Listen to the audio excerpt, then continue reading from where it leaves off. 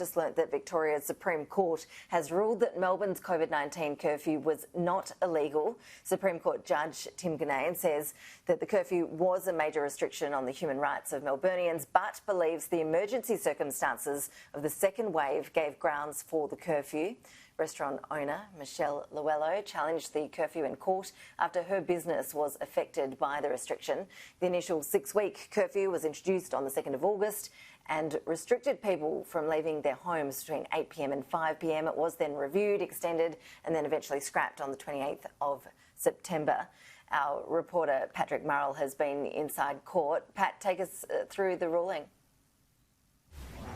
Well, of course, this was a legal challenge in the Supreme Court against that controversial measure as part of Melbourne's second lockdown, the curfew that was originally from 8 p.m. until 5 a.m. and then eased from 9 p.m. until 5 a.m. Of course, before being lifted as part of that roadmap to reopening. The challenge was brought by a cafe owner on the Mornington Peninsula, who's also, it should be said, a member of the Liberal Party. The argument was that it was a violation of human rights. Now, arguments were heard over the course of several weeks via video link in the Supreme Court, of course, because of COVID restrictions here in Victoria. But ultimately, those arguments were found to be invalid. The Supreme Court ruling that although the curfew was unprecedented and a significant strain on human rights, it was warranted and proportionate given the nature of the second wave, the height of the second wave when it was brought in as well. During the course of the hearings, we heard that it was the Deputy Health Commander at the time